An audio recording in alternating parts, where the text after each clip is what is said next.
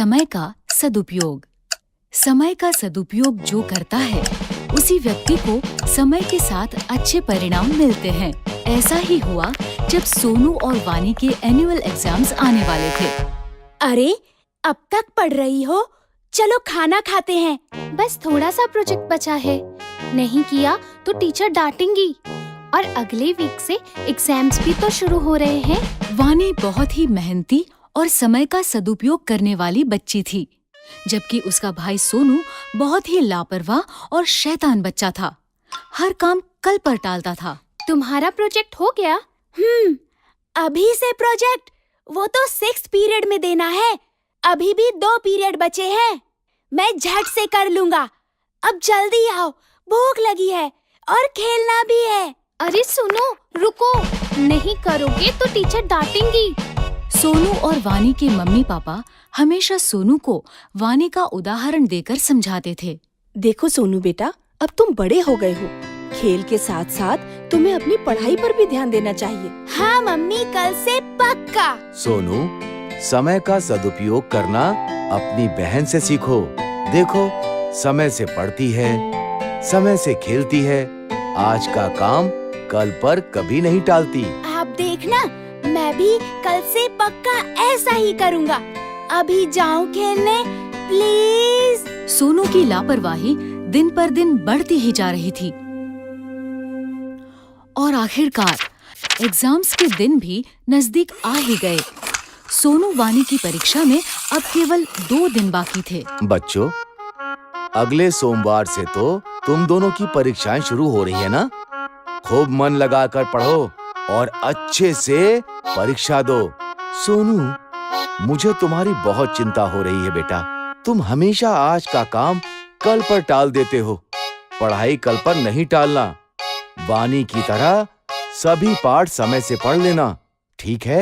अरे पापा, परीक्षा में अभी पूरे 2 दिन बाकी है। मैं झट से पढ़ लूँगा सब कुछ। अभी तो मैं खेलने जा रहा हूँ। जब तक खेलूंगा नहीं, तब तक पढ़ाई भी समझ नहीं आएगी।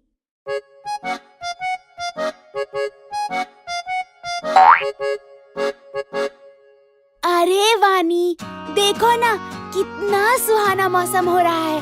आओ ना, थोड़ी देर खेल लेते हैं।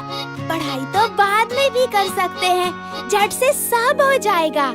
हाँ, मौसम तो सुहाना है, लेकिन मुझे मेरा पाठ पूरा करना है। कल परीक्षा है। इस मौसम में तो खेलने का मजा ही कुछ और है। तुम पढ़ती रहो, मैं तो चला खेलने। कुछ देर बाद वानी ने देखा कि सुहाना मौसम धीरे धीरे आंधी तूफान का रूप ले रहा है और काले बादल घुमड़ रहे हैं, मानो बारिश कभी भी हो सकती है। बारिश का मौसम देख वानी को चिंता होने लगी कि अगर बारिश आ गई तो उसका पाठ कैसे पूरा होगा, क्योंकि बारिशों में अक्सर घर की बिजली कट जाती है। उसने सोनू को आवाज दी। सोनू, सोनू सुनो, मौसम देख के लगता है बारिश होने वाली है। शायद रात को बिजली भी कट जाए। खेलना छोड़ो और आकर अपना पाठ पूरा कर लो, वरना कल परीक्षा में क्या लिखोगे? चिंता मत करो वानी, अभी तो दोपहर ही हो रही है।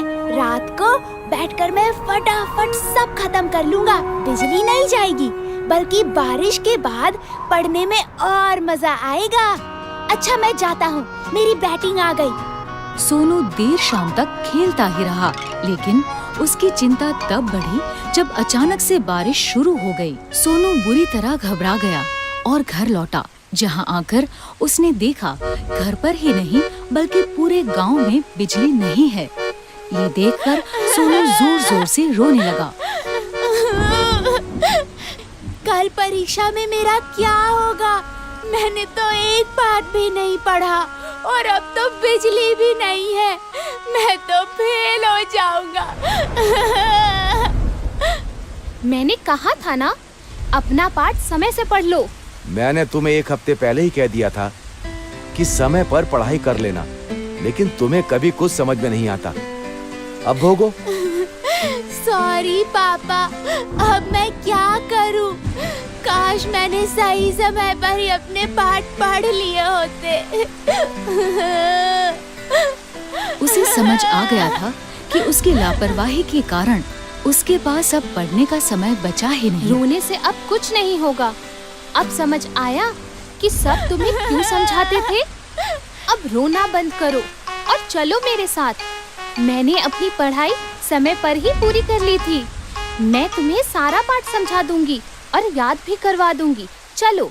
अगले दिन दोनों बच्चे खुशी खुशी परीक्षा देने गए। जो समय का करे सम्मान, भविष्य में वो कहलाए महान।